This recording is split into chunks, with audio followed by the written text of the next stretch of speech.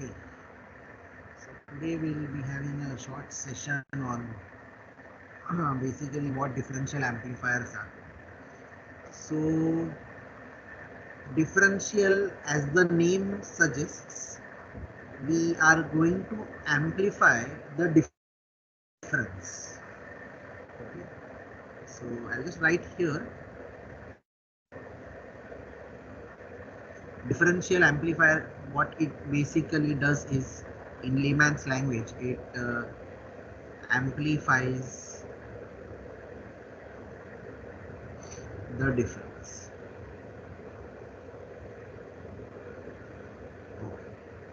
So if you want to like amplify the difference, you need to have at least two entities, I mean two values to take the difference.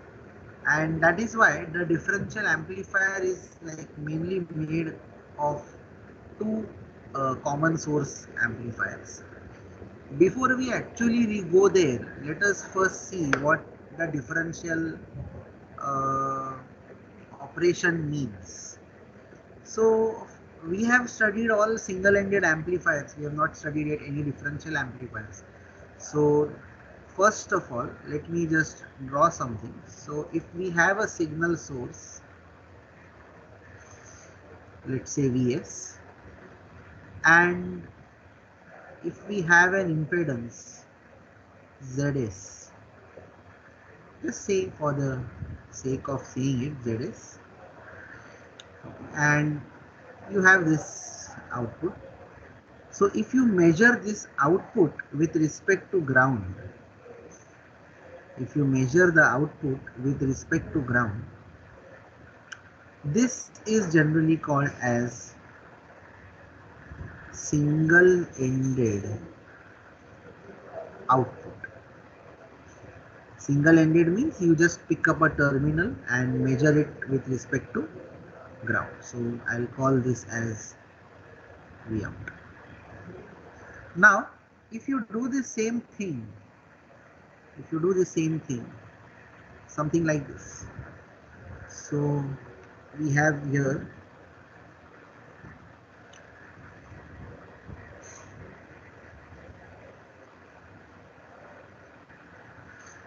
V in 1, then we have, let's say, some Zs, or you can just write Z1, and then you have another voltage source. Let's say for the sake of it, there is another impedance Z2, and you have another signal source V in 2. Okay, so there is some relationship between V in 1 and V in 2. That is, V in 1 and V in 2 should be 180 degree out of phase. So if we measure our V out not with respect to ground but with respect to the two terminals here like this,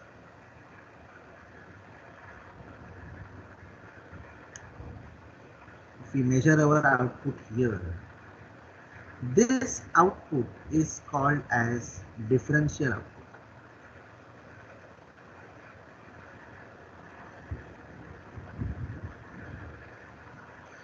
Okay, so today we'll spend some time to understand what is a differential output. So this V in would be something like this. So it will have some DC level. Okay, so if V in is this way, then V out will be magnitude wise the same but 180 degree phase shift. So it will be like this. Now what differential operation says is that if there is some noise or if there is some unwanted signal, it will get associated with both V in 1 and V in 2. And if some noise gets associated here, let's say if some noise gets associated here, let's say we have V in 1 plus some noise, and if the same noise gets associated here, V in 2 plus noise, V out would be this voltage, let's say V1, and this is V2. So V out would be V1 minus V2, or the difference between them basically. So what we can write here is V in 1 plus N minus V in 2 minus my and plus will become minus. So this N will cancel out. V in minus. So what we actually get here is that we get the difference between the signal, and when you take difference, then the noise gets reduced to a very large extent. Okay, so please write this, please draw this basic thing of what is a differential operation. So again I am reiterating, a single-ended signal is defined as the one that is measured with respect to a fixed potential, which is usually the ground potential, and a differential signal is defined as the one that is measured between two nodes that have equal and opposite signal excursions, around a fixed potential, So that fixed potential is called as the central potential in differential signaling, and that central potential is also called as common mode level. It is also called as what? Common mode level, and very famous in most of the books you will see this word CM level. CM level. Once you have copied this, just write done in the chat box. So this is the thing.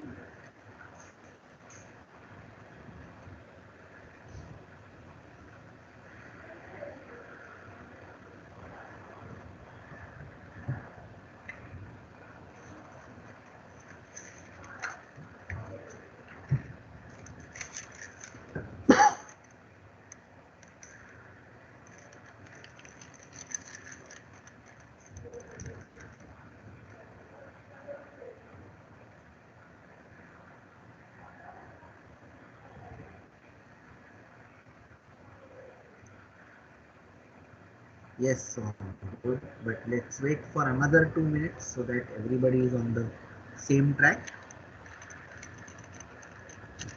So like this is hardcore electronics. Today was only differential amplifiers and not much of single-ended amplifier. But yes, the single-ended theory is very important to understand the differential operation.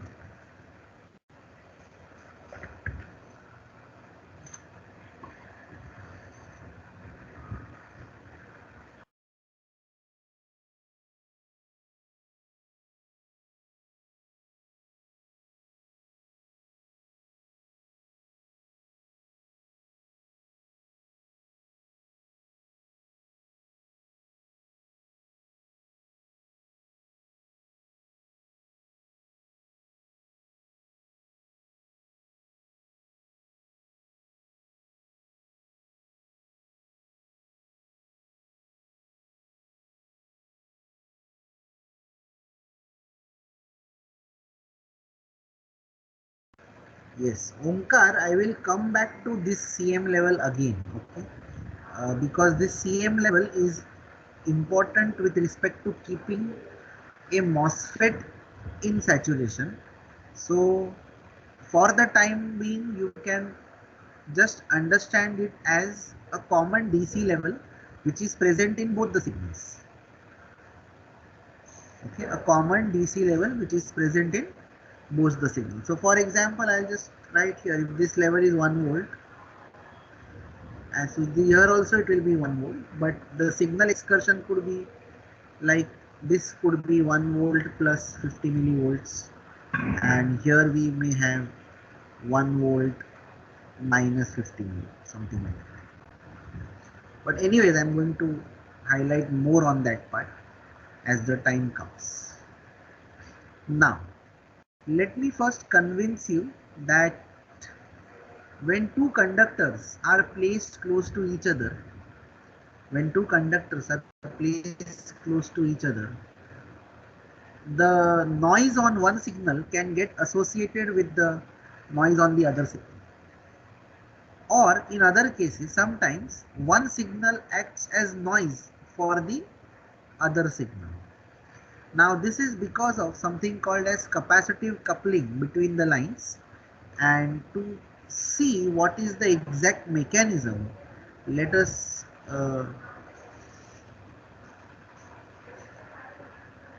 see more on that. So this phenomena is actually called as crosstalk.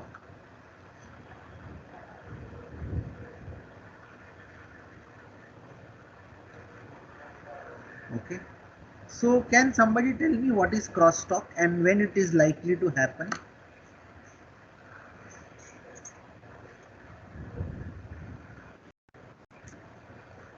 I'm not asking you technically, but you know, many times when you sit in the class, you talk, and when there is a crosstalk, it is like a noise signal for the teacher who is teaching it. Or let me give you another example. Like everybody has given exam in some or the other form, correct? In an examination hall, you must have given it in CET exam or any exams. Many exams you have written till now. So you can understand one thing, that let us say that there are two very clever students sitting next to each other. Okay, so they generally don't talk with each other because they know everything and they have ego that I know more than you, and so on. Another example in the same class would be, there are two students who have not studied anything and they are just physically present for the exam. You can see these two students will also not talk. The reason is because they have nothing to say. Okay, so they are just there. The most common case where the crosstalk will happen is when one knows and the other does not know. So similarly, the crosstalk happens more where one line is high and one line is at low. When both lines are high, no crosstalk. When both lines are low, no crosstalk. But when two adjacent lines are at two different voltage levels, at that time there is a possibility of very high crosstalk. So what we will do is, we will first take two conductors in this particular fashion. So please start drawing this with me. We have two conductors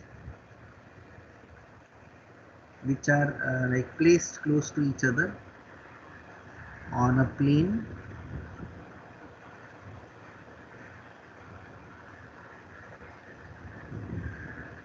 So there is a very nice book by Dr. Kaushik Roy on this low power design where he actually talks about crosstalk. He's from Purdue University and he mostly writes books for Wiley publications. So these are the, like, just assume them as two conductors and we are keeping them on a plane. Okay. So something like this, we are keeping them on a plane. Okay, so you can use your isometric skills to understand this. So this is like a plane.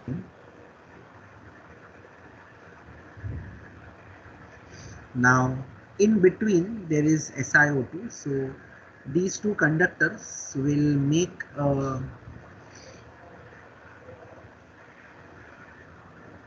capacitance.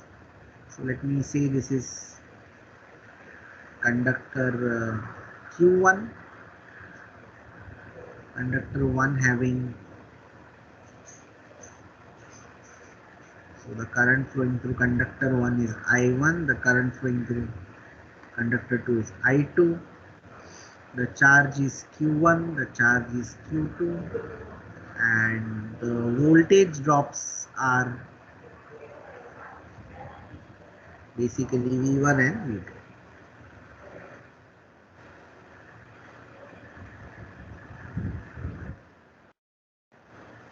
Now each conductor will act like a, so this is metallic and ground is 0.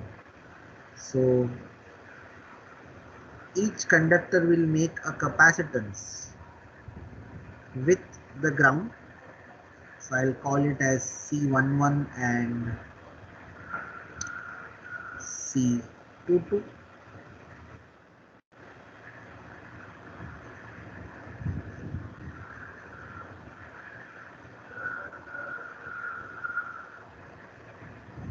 And they can also have a capacitance between themselves. So let's call it as C, that is the coupling capacitance. Now this conductor will have some length, width and so on. So this is the length, then this is the thickness of the conductor, and this is going to be like the width of it. Let's call this as W1, and this thing we can just call it as W2, and the spacing between these conductors is called as so call it as S. So generally in the papers you will find a term called as pitch. So pitch of wire 1 is not the cricket pitch. Pitch of conductor L1. So this is, let's say, line 1 and line 2. So pitch of L1 is equal to W1 plus S, and pitch of L2 is going to be W2 plus S. So pitch not only gives us the width, but it also talks about spacing.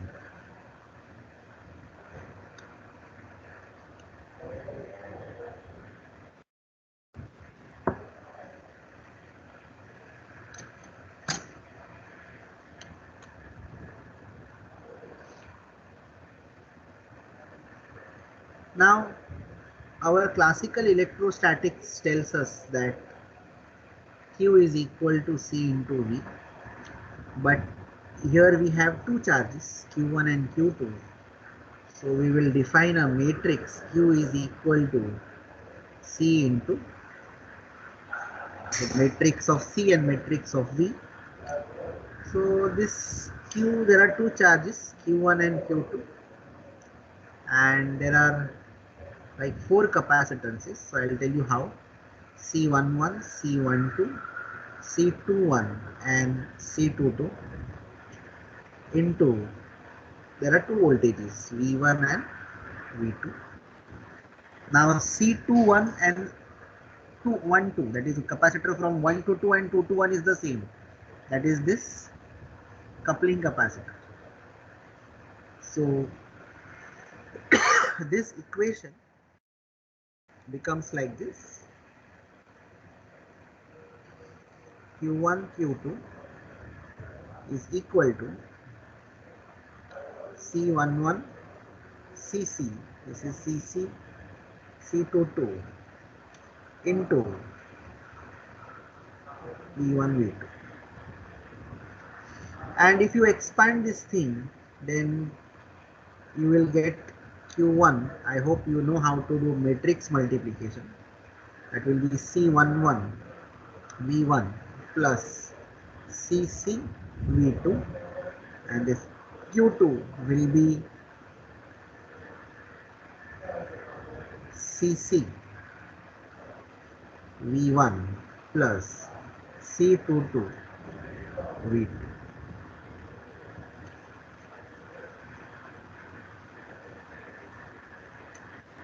So please write this much, then we'll go ahead. Once done, write done in the chat box.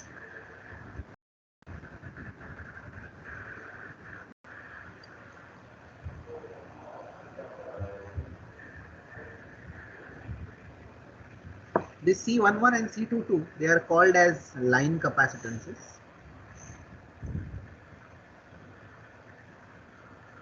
Because here we have SiO2. So this is like a substrate. On substrate we have a dielectric SiO2, and on that we generally keep a metal. So that is why it gives rise to a capacitive arrangement.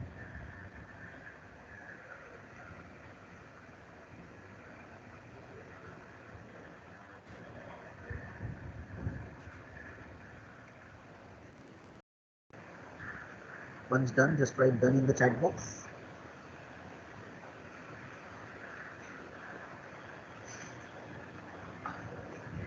Okay. Now I'll go just a little bit forward.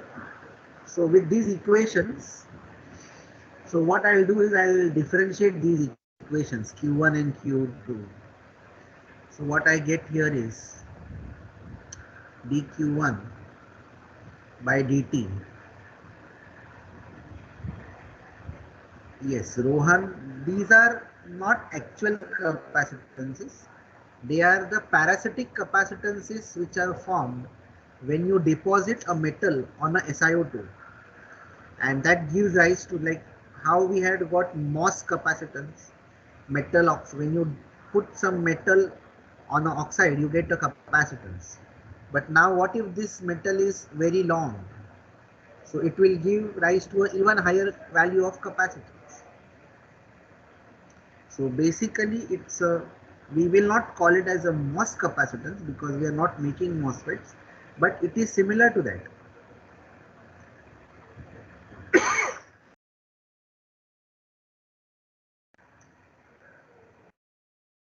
Did you get it, Rohan? Yes, sir. So this is C11 dV1 by dt plus CC dV2 by dt. Then dQ2 by dt is equal to CC dV1 by dt plus C22 dV2 by dt. And you know that dQ by dt is nothing but current, that is the rate of flow of charge. So these equations we can further write like this, that is I1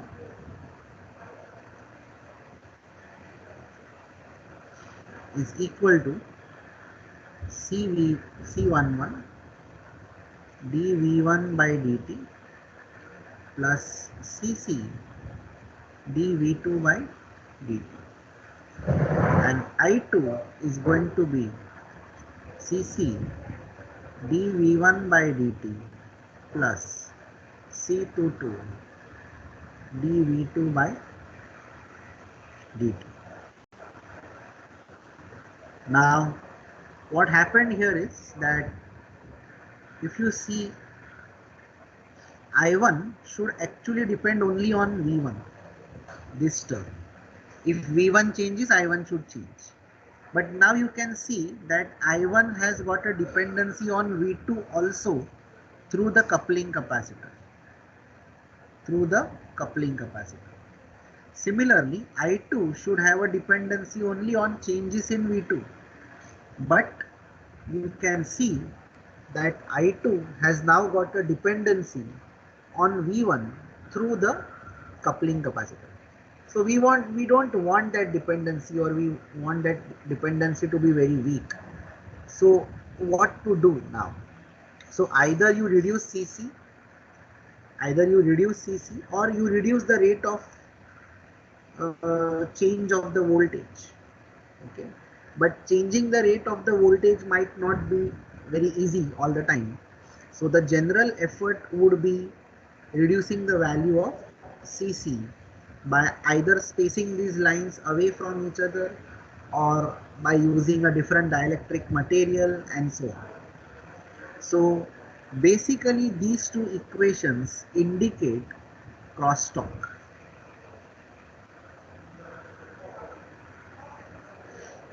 They indicate the phenomena of crosstalk.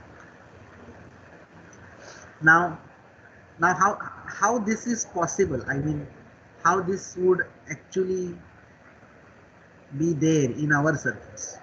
So generally, what happens is, let's say we have a amplifier.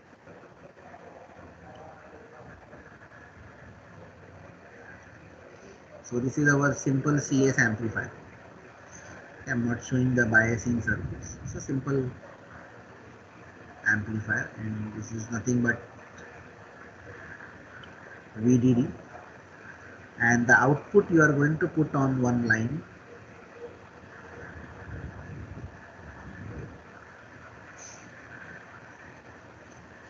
like this.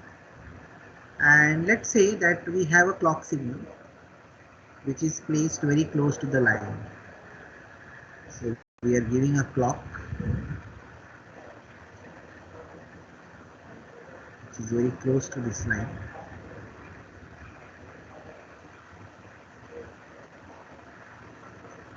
Now generally clock will be a very high frequency signal. So this is here, this output is low frequency, and here the clock is generally in gigahertz. So the clock is basically a high frequency. Now if you like consider this as L1 and this as L2, now you can see here that if there are two lines like this, they will have some inter-electrode capacitance, or will have some line capacitances between them, and because of this, so they will have some value of CC, and if the rate of flow, so you can see that clock is high frequency, that means the rate at which the signal is changing is also very high. So if this dV2 by dt is high, then it will affect the current flowing on line 1. So if we get a clock signal here, then what we would get here, ideally we should have got a sine wave.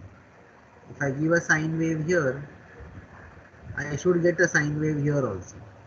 But here what will I get is some disturbance on the, so this is called as crosstalk, or this is the noise which is going to be present in a typical amplifier circuit.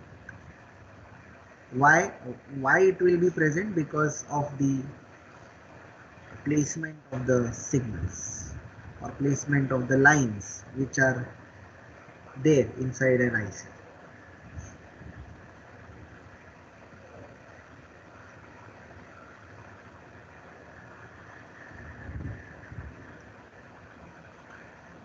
So this is like, let's say, example 1.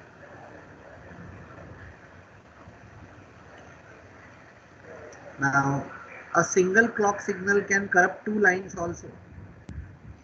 So for example, if we have two amplifiers,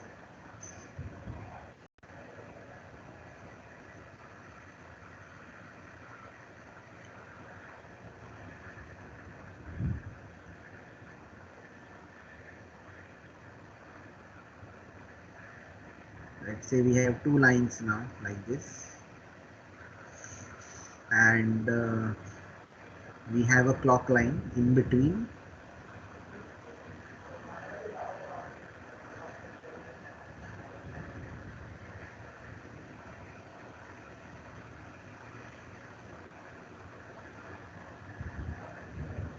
This is, let me call it as V in 1, and if I have another circuit in this fashion,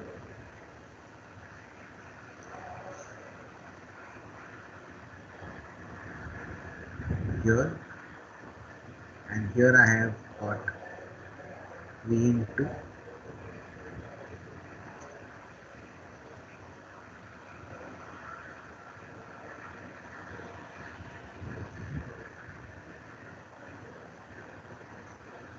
So now the question arises, what will be the signals? So let's see this one by one. This is VDD, this is also VDD, and this is R, and this is our clock signal. So first you should get convinced that okay, there the source of noise किधर से आ रहा है, कौन है, like that. So some capacitances.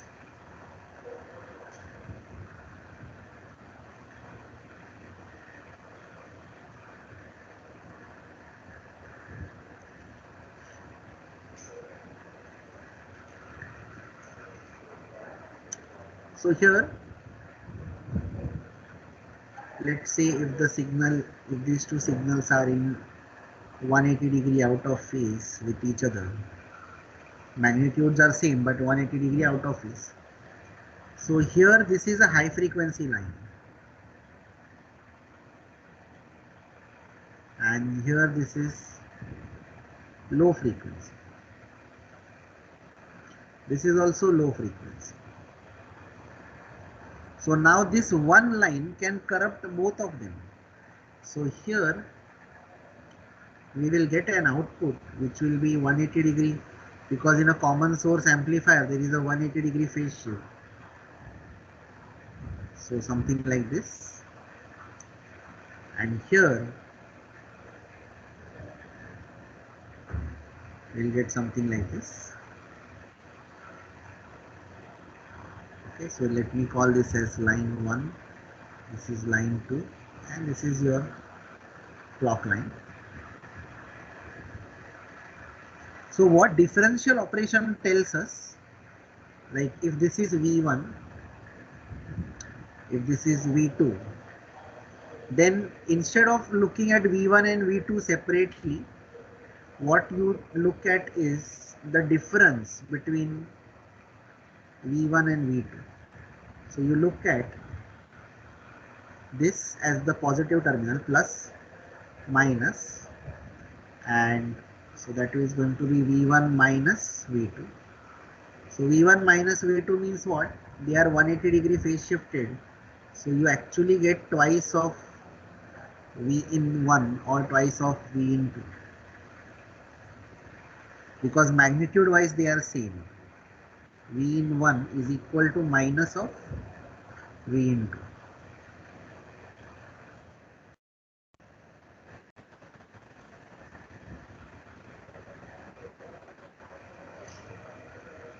Okay, so now some caution.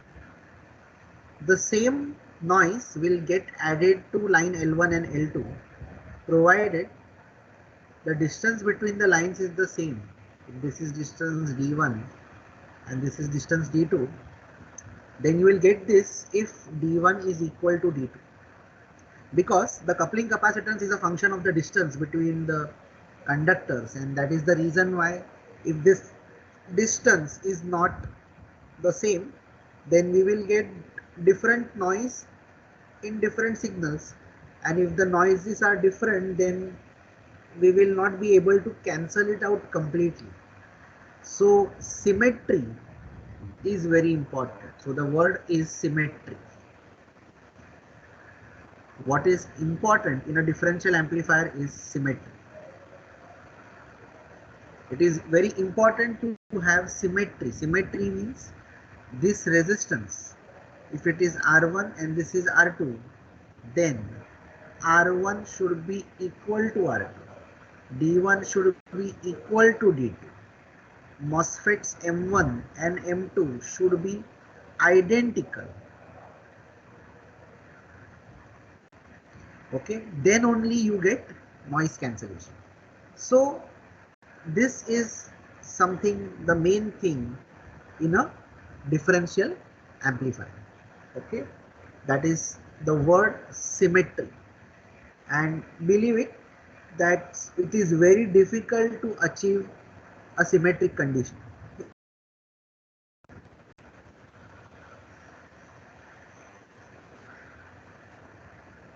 So in your higher course somewhere in VLSI or maybe mixed signal design, you can, there is more in-depth study of this. So you will realize there that symmetry is so difficult to achieve. So if you have copied this, just write done in the chat box.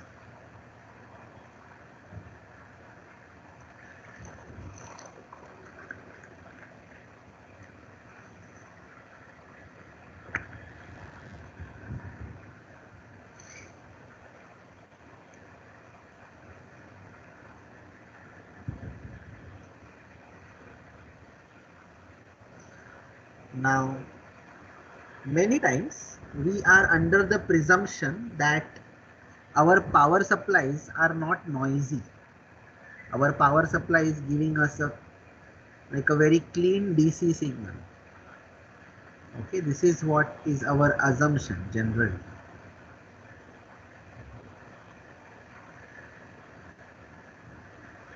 But that is also not true. So many times we can have some kind of a power supply noise. So power supply noise means, let's say that if we have an amplifier, so I'm just writing here example 3. So if somebody asks you why to use differential amplifier, there has to be two obvious answers. Number one is to cancel the noise, and number two to reduce the power supply noise. So if power supply is corrupted, then the whole signal operation becomes corrupted. So let's say that if we have a signal here, this is my Vin and this is Vd and this is Vout. So you can now see here Vout is going to be equal to, Vout will be equal to what? We can say here this is ID.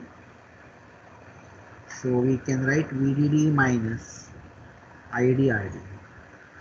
So if there is noise in the supply, your Vout will also be, if noise gets added here, we will get here Vout plus some noise.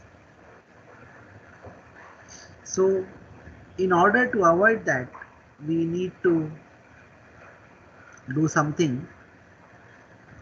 Do sir linear PSUs have less noise as compared to SM? What is PSU? Power supply unit.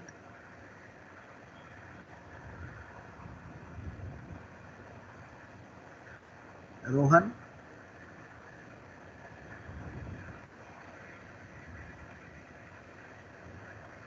Yeah, okay. No, SMPS will give us very low noise.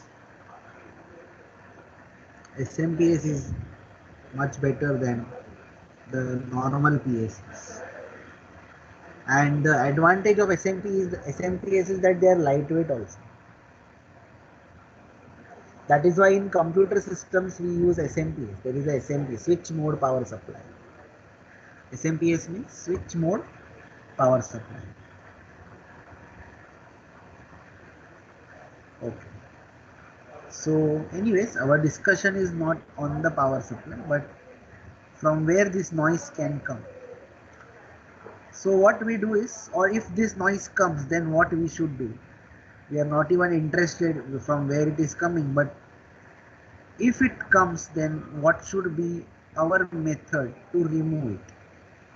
So what we do is, now instead of taking just one circuit, we take two circuits like this. We use two MOSFETs.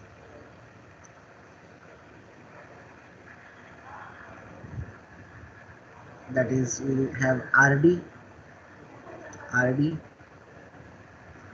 V in 1, V in 2. Okay. So here, if this is like this, then this V in would be like opposite of this, and this is nothing but my VDD. This is M1, this is M2. Now your V outs. So V out would be, if there is noise here, then what will happen? This is V out 1, this is V out 2. So V out 1 is VDD plus noise, I will say, noisy VDD minus IDRD, and V out 2 will also be VDD plus, that is noisy VDD minus IDRD. So actual V out would be V out 1 minus V out 2, and when you do this, you can see that you will get rid of the noise signal. Okay, so this is something that we have to always keep in mind. Now here ID1, if this is positive, then this will be like minus, because V in 1 and V in 2 are in opposite directions. So the voltage drops will also be opposite, and what we actually get here is like 2 times of ID. Okay, the output gets doubled.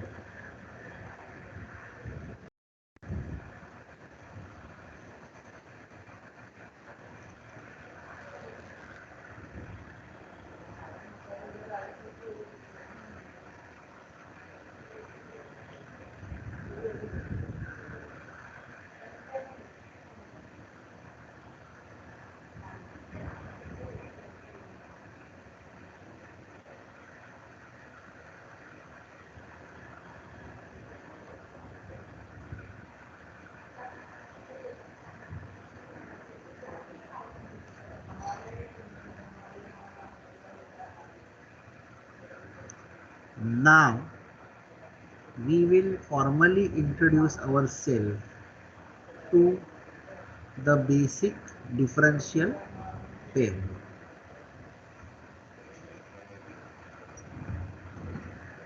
So I'll write here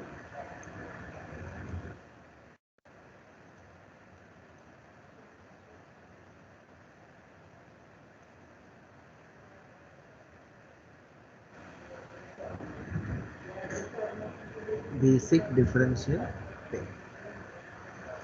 So let's draw the circuit in this way.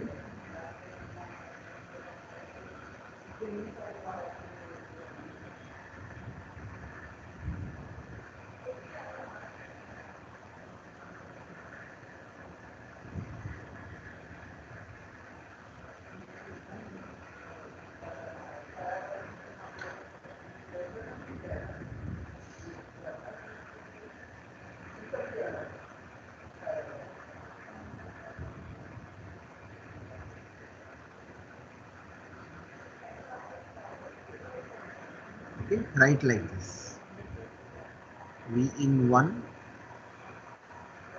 V in 2, and this is our RD.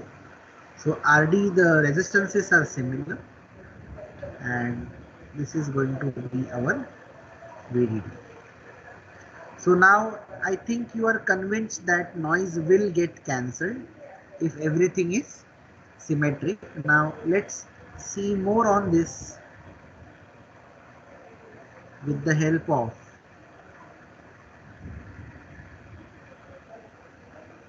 some waveforms. Okay.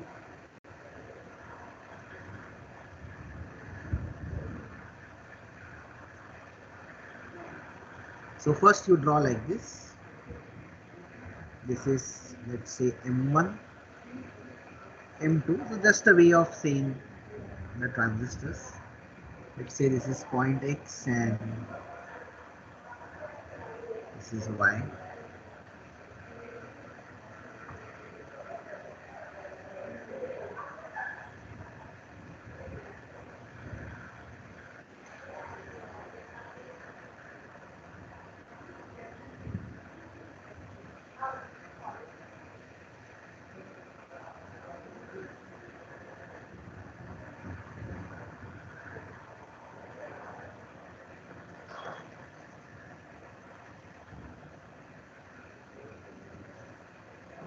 Now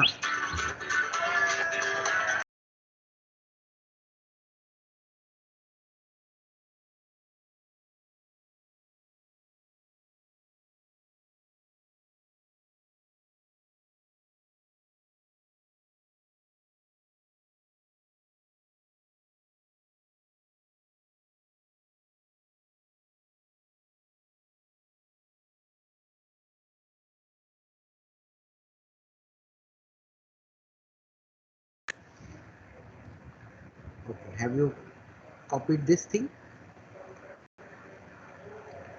Now if you like do a small analysis here, this is gate, source and drain. This is gate, source and drain. Now we want this both the sides to behave like an amplifier.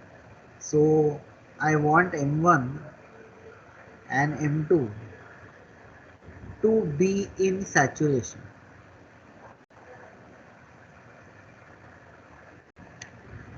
I want M1 and M2 to be in saturation. So the saturation current equation is given by ID is equal to Kn by 2 VGS minus VTN the whole square. So from this equation we can write VGS is equal to root of 2ID by Kn plus VTN. So this is like the minimum voltage we have to always apply at the gate source so that this transistor always remains in the saturation region. This is the minimum thing that we have to apply. And this minimum level that we need to apply to keep the transistors in saturation mode throughout the amplification process is called as the common mode level. Now what it means is something like this, so we'll put more light on it. So let me just draw some waveforms so that it's easier for us to understand.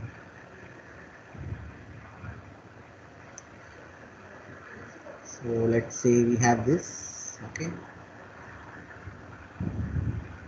So you all can just start drawing with me.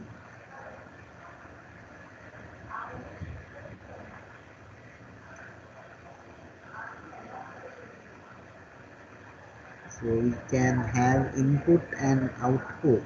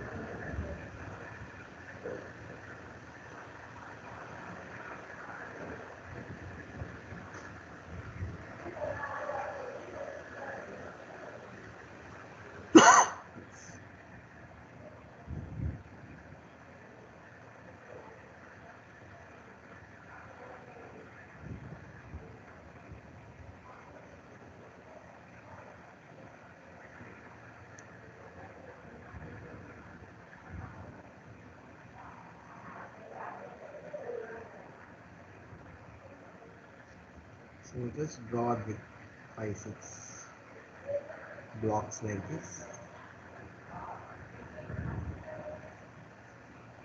Okay, so here we have our input.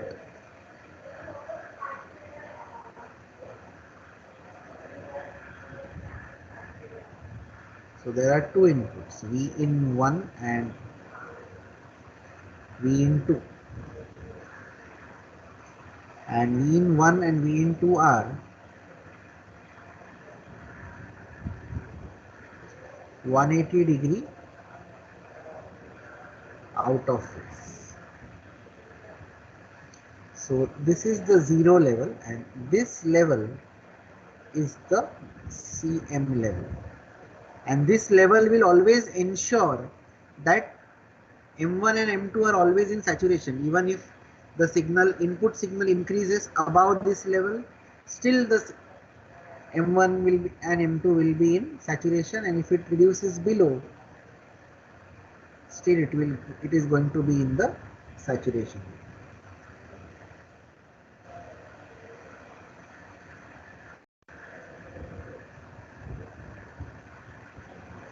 Now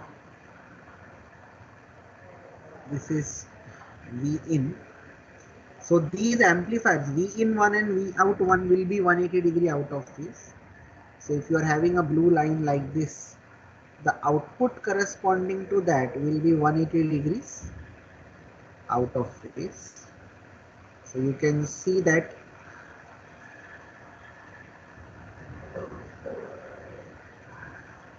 so this is going to be V out 1, that is because of V in 1, and this is V in 2. So here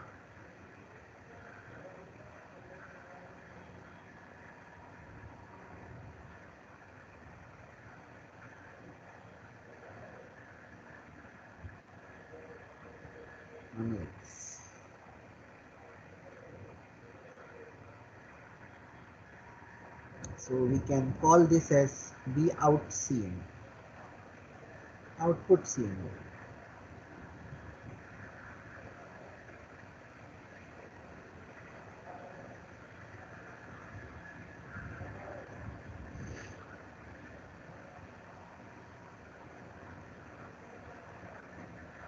So generally, like, if this is like the minimum that the signals will achieve, then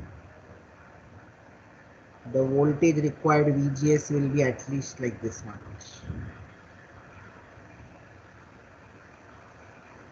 This could be a value of like VGS. So CM level is always above VGS. V in CM is always greater than this VGS.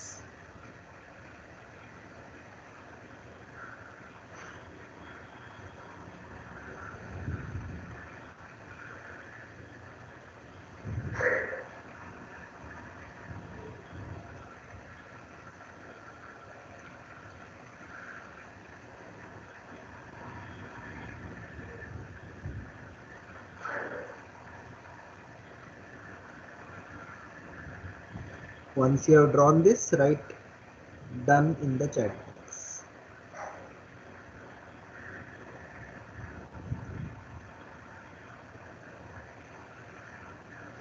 Now what if this CM level is coming below? What if it is less?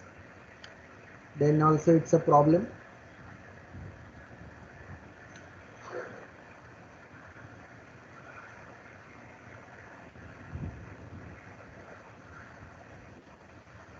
Okay, Jose, I'll just wait for 2-3 minutes here because this waveform is a bit complex.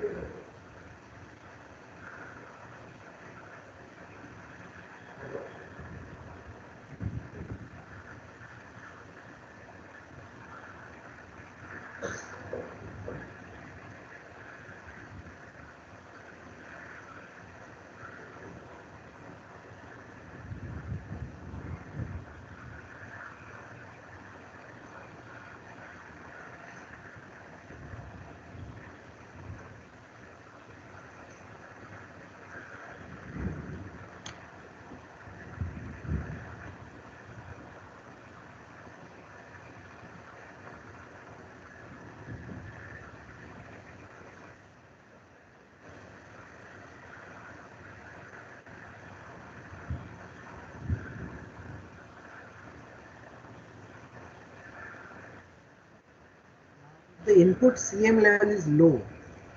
What can happen is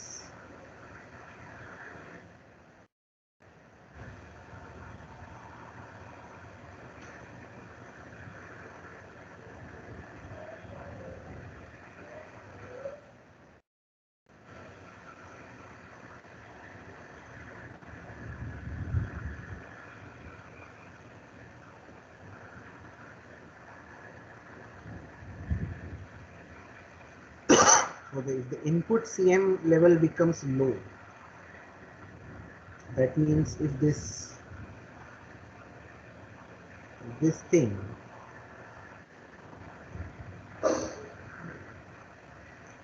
instead of here,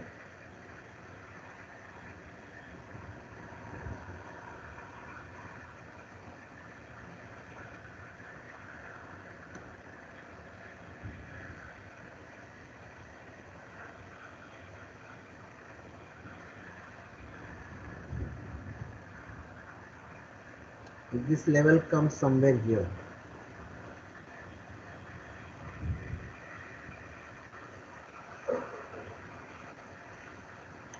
then what happens?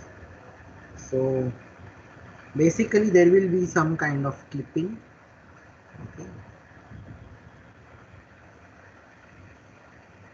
So the output actually gets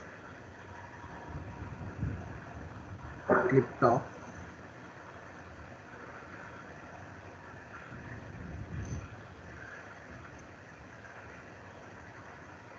So you will get something like this. Now it gets clipped off because for this much time the MOSFETs M1 and M2 are cut off.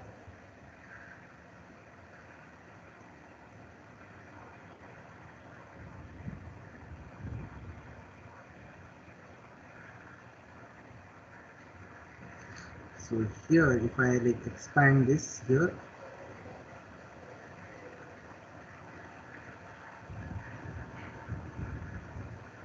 I expand this points down.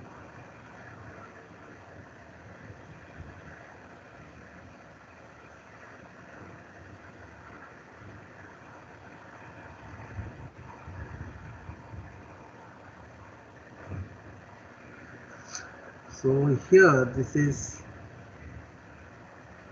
in this much time, this is what got clipped off here, Vin2. So here M2 is in cutoff and here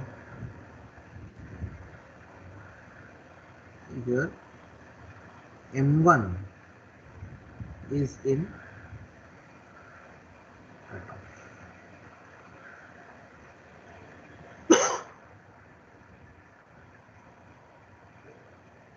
Okay, so if the input CM level is excessively low, then the minimum values of Vin1 and Vin2, the minimum values of Vin1 and Vin2 may turn off M1 and M2.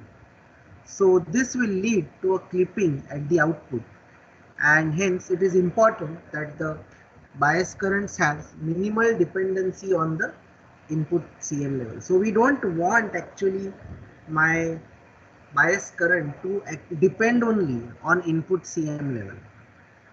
Okay, but how to do that? That is the question. Bias current is ID and input you are applying at the gate, so bias current depends on the value of ID. Now how to make it independent of the value of ID? That is the question. How to make it independent of the value of ID? Nevertheless, first you copy this, then we'll go ahead. Once done, write done in the chat box.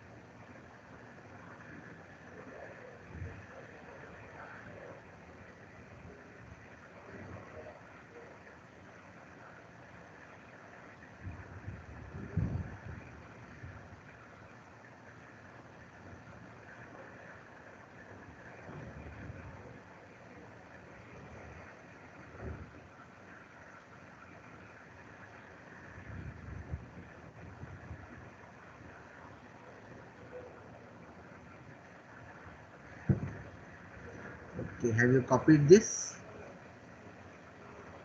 Okay, good.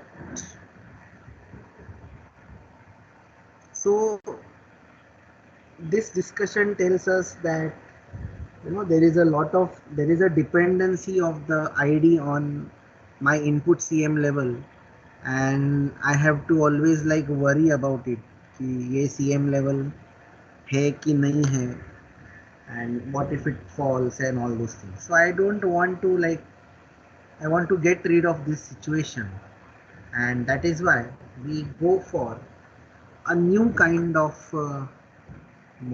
new kind of a differential amplifier. So that is called, as I'll write here, modified differential amplifier.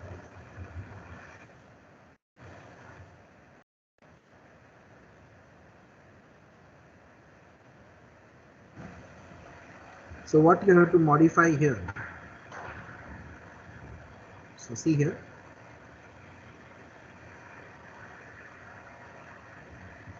diagram is not very different. Again you will require a resistance, a MOSFET,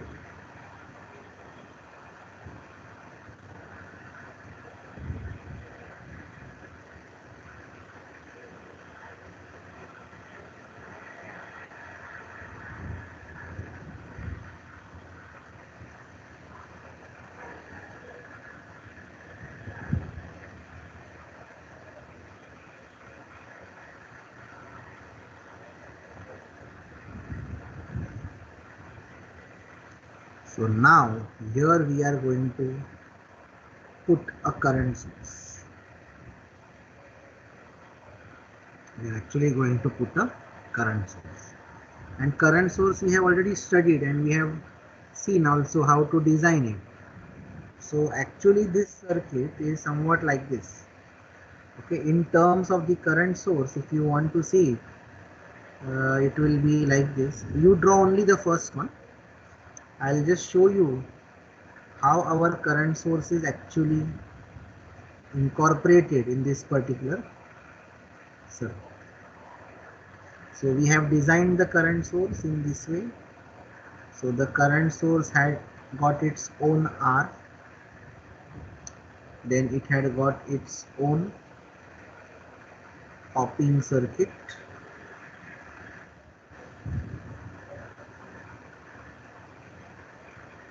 correct, and then the drain and gate were shorted. So here you can give the current source,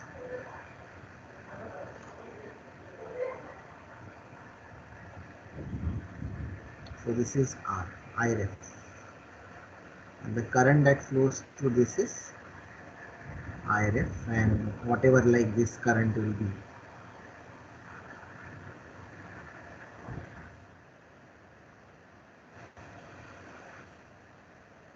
Let's call this as M3N. So this part of your circuit, this is actually a current source, and we have implemented this current source through what? A current mirror.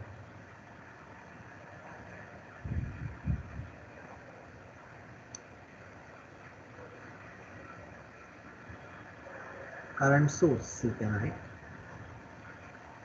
through a current mirror, of course. So to have like minimum dependency of the bias current on the input CM level, a current source ISS must be employed to make ID1 plus ID2 independent of V in CM. So what flows through this is ID1, what will flow through this is ID2. Here we have V01, here we have V02. Okay, so here this will have ID1, and here we will have ID2. So previously ID1 and ID2 were dependent on V in 1 and V in 2. Now we can write a very definite equation in terms of ID1 and ID2, that is ISS is equal to ID1 plus ID2, and how much ISS I want to pass, how much current I want to pass through M3 is what I can design now. So that design is in my hands. So I want this as a designer. I want this facility here as a designer. So just to reiterate how to make this current source. So here we have VGS. So VGS4 is equal to VGS3, and how much would be the value of VGS4? So VGS4 will be root of 2 times of ID upon mu n COX W by L plus VTH, and the current ISS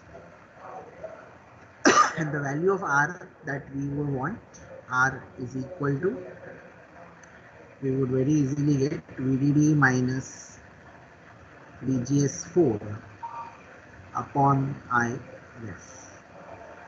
So now you say I want 10 milliamperes or 10 microamperes current source. We have a very definite method to design it.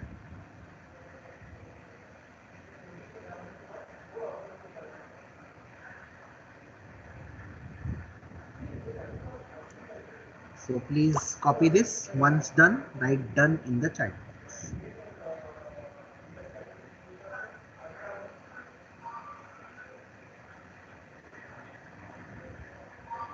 So what it also means is that if V in 1 is equal to V in 2, then the bias currents of each transistor are equal. So if V in 1 is equal to V in 2, then the bias current of each transistor is the same, and that is the reason why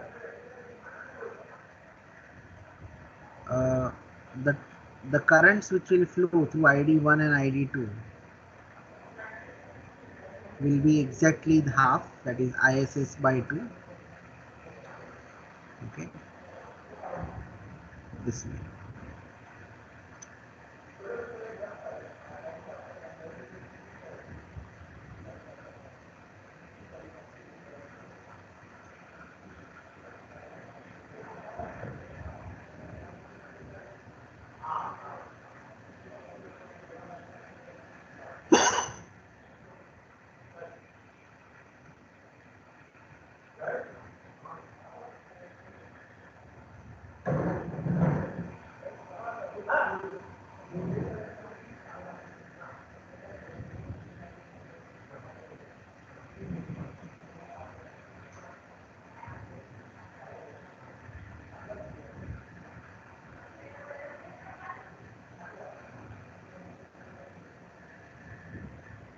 So are you all able to imagine that current source that we have designed? We used to connect this point to VDD, but now we are making this current flow through a circuit which is a differential amplifier connected between VDD. So if you want like more clarification, actually a current source is providing us current to a circuit which requires that particular value of current. So if this is my current source,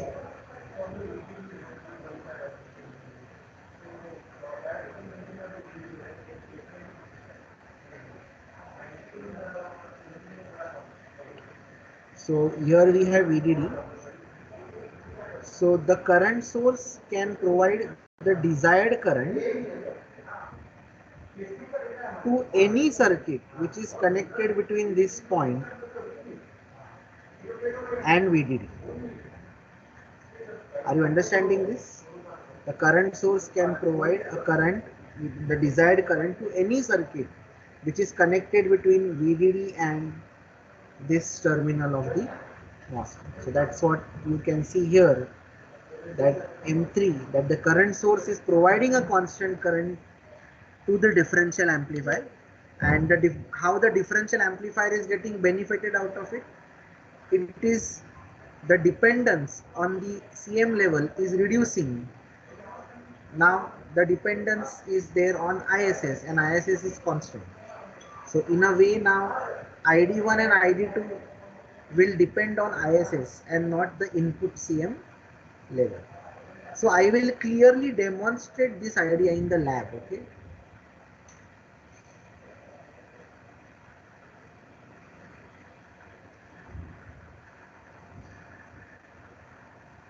Now,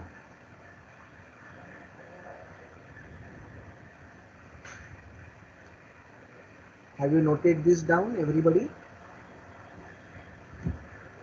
So whenever they ask you in the exam, you should not draw a basic one. You should always go for a modified one with a constant current source.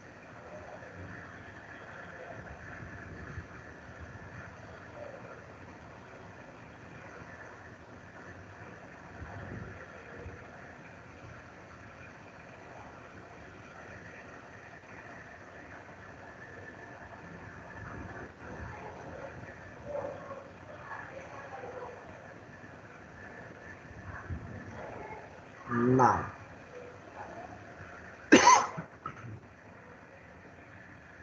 how to analyze the differential amplifier? Yes, sir.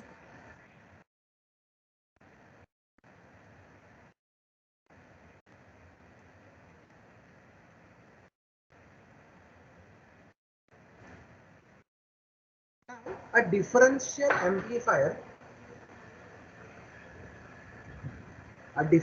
amplifier, should ideally amplify only the difference and should not amplify any noise So the differential amplifier must amplify the difference signal and must not amplify the common mode signal called as noise. That is why we have to analyze the differential amplifier in two modes of operation.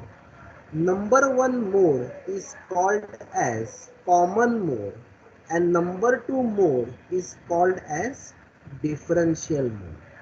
Now, to give you a better overview of this, what I am doing is I'll just copy this circuit for the time being from here.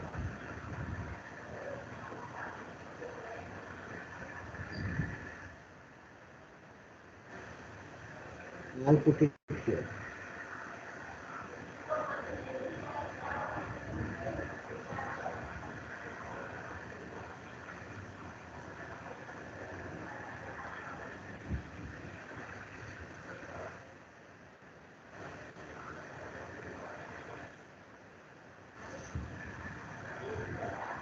See what I'm doing now. Okay. This is my basic circuit. What we have connected here, V in 1, and here we have V in 2. So today we will understand this much and then we will only stop. So now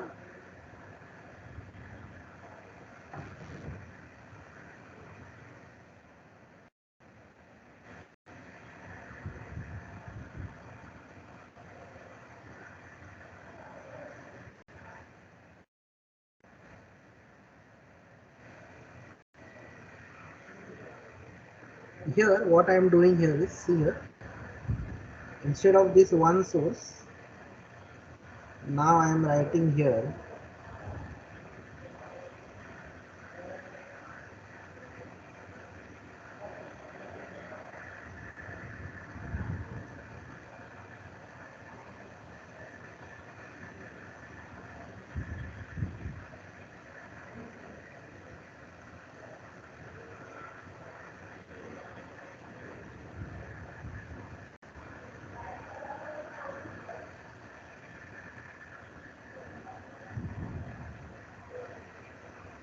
Okay, so here I am writing now.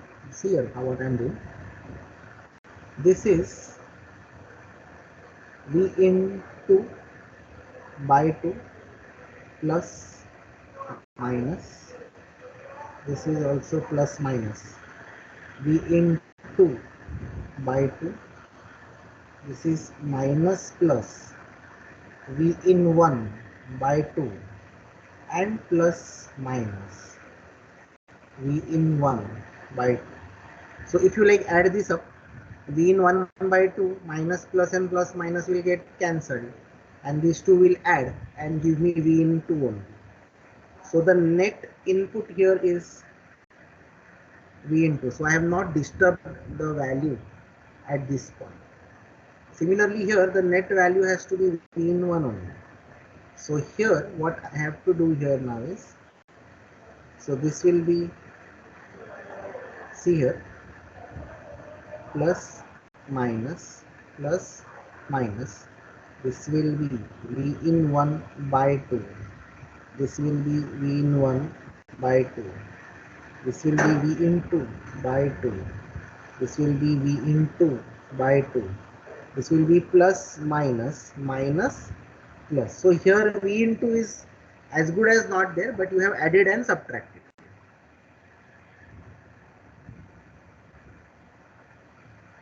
So V in 1 I split into two parts, and V in 2 I added and subtracted. Similarly on the other side, V in 2 I split into two parts, and V in 1 was added and subtracted. So please draw like this. Once done, write done in the chat.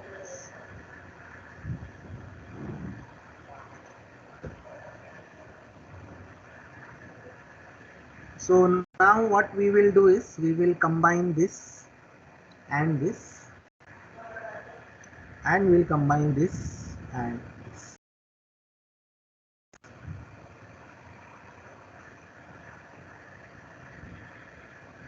So our signal now becomes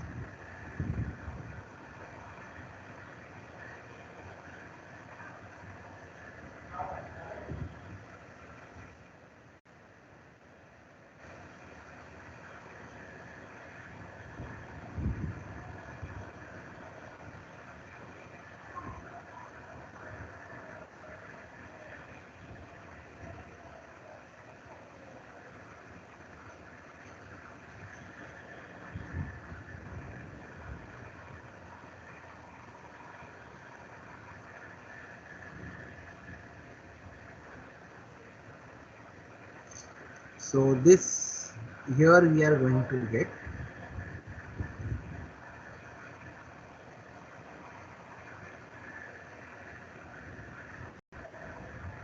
so we'll combine these two also and this. So if I combine the green components, you can see here this will be V in 1 and this is V in 2 but with opposite polarity. So it will be V in 1 minus V in 2 by 2. So here we have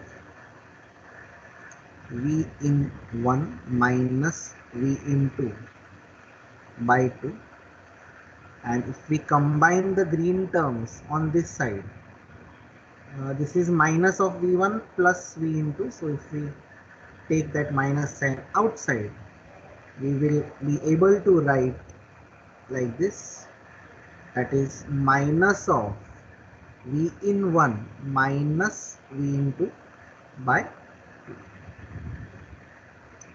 Okay, and if I combine the blue terms, then both these terms are going to be V in 1 plus V in 2 by 2, and here also we will get V in 1 plus V in 2 by 2. Now if you observe this, the first signals, that is V in 1 minus V in 2, so this term and this term are 180 degree out of phase, so they are called as difference signals, and these two are the common mode components. So now what I actually do here is,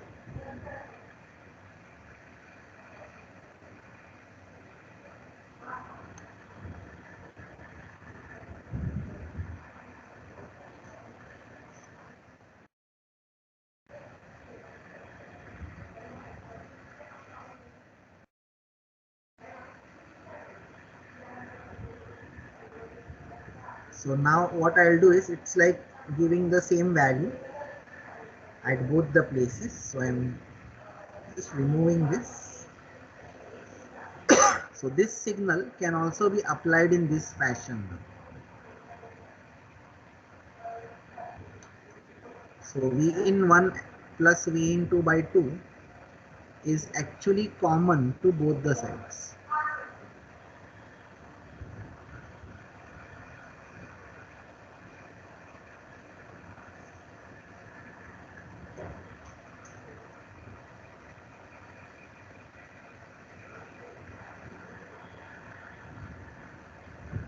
And here we will have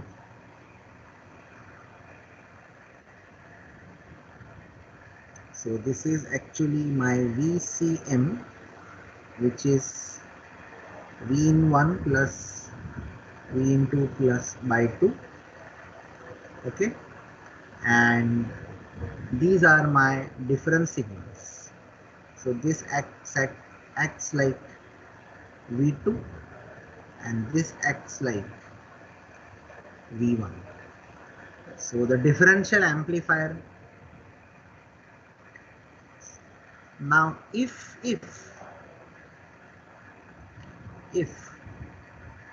my different signals are 0,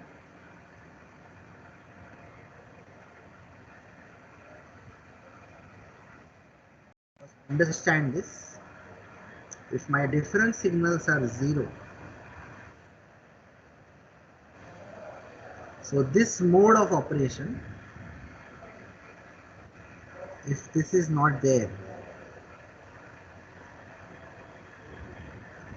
so when you are applying the same signal to both the terminals, this is called as common mode operation. Common mode operation of differential amplifier.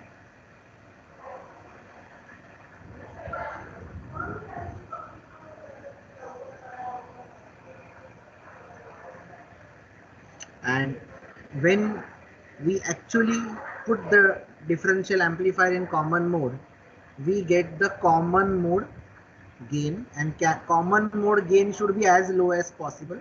Ideally it should be 0. And when I'm keeping the different signals, so I'll say differential mode operation of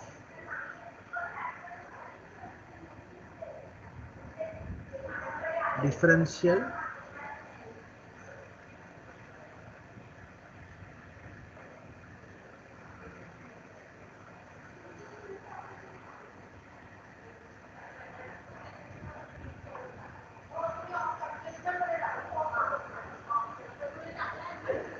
so here we are going to calculate differential mode gain, that is going to be AD, and a combined performance measure of the differential amplifier is going to be something called as CMRR, that is common mode rejection ratio.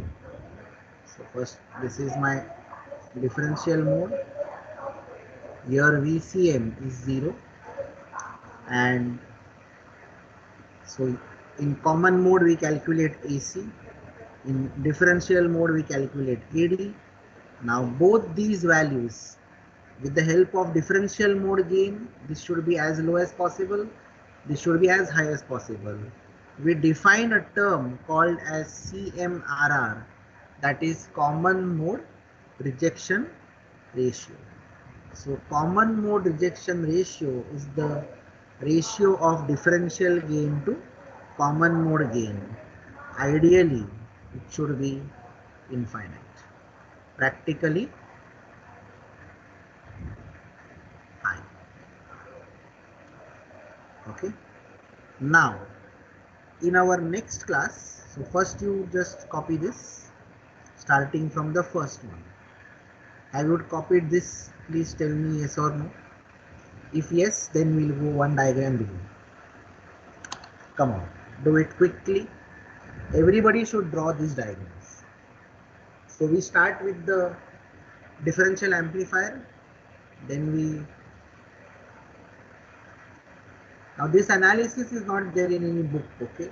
You have to apply your brain and do this.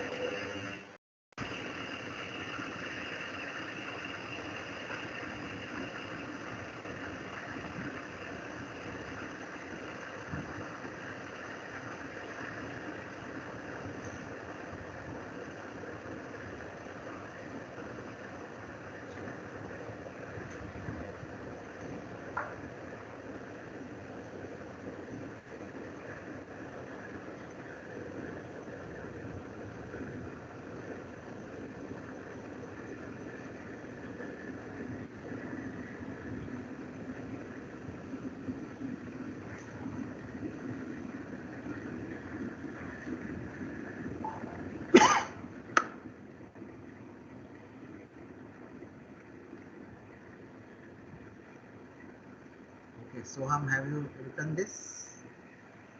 What about others?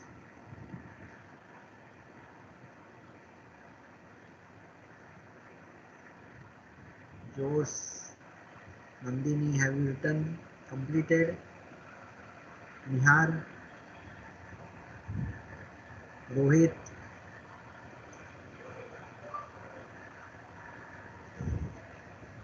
okay, I'm just going now one diagram below. So this is our first one.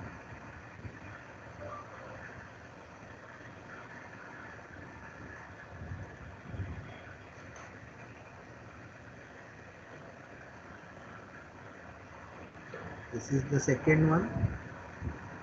And this is going to be the third one.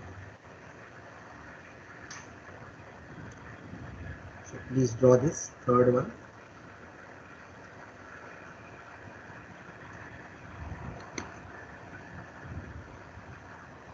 If you have drawn the third one, write 3 done.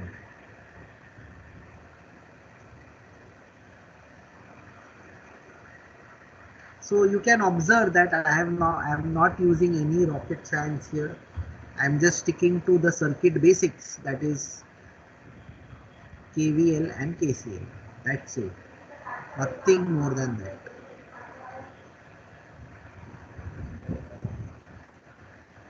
And these two theorems are so powerful that it can be used to analyze any electronic circuit. Okay? That's why they are so important.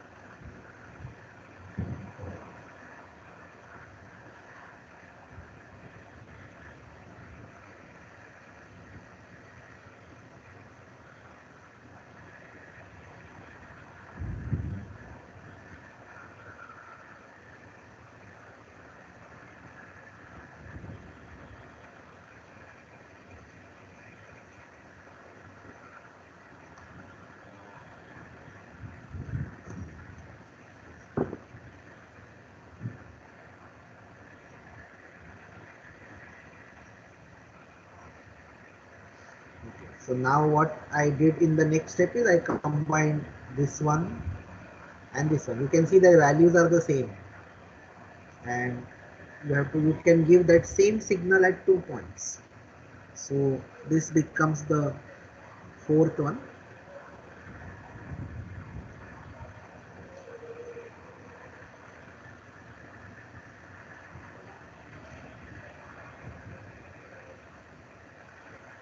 And since V in 1 plus V in 2 by 2 is common to both the terminals, we can write VCM as V in 1 plus V in 2 by 2.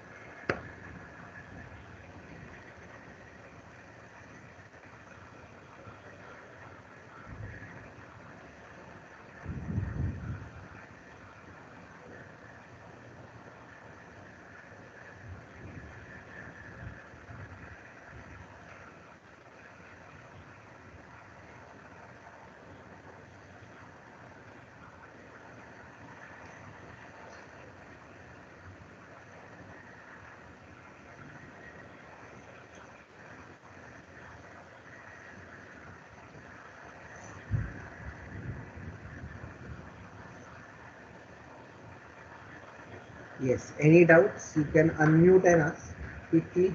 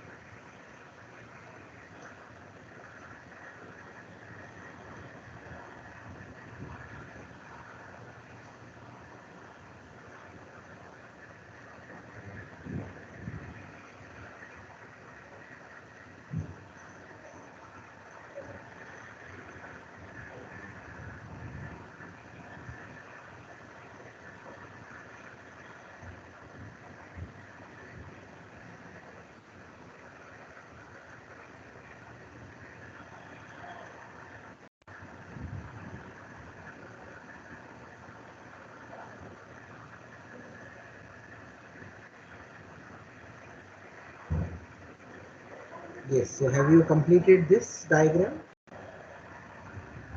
Now if you make Yes. V1 and V2 0, then it will be common mode signal. And if you make VCM 0, it will be differential mode operation. So now our next task would be to do qualitative analysis and quantitative analysis in common mode and the same in differential mode. Qualitative analysis means we will be seeing the characteristics, but when we say quantitative, we will be quantifying the values. If we say gain is high, then we should know what is like the formula for the gain. So there will be some kind of derivation for the gain. So this qualitative analysis and quantitative analysis, we will be doing it in our next class. Soham, just to be on track, on coming Saturday, can we have a extra lecture? Are you all free in the morning?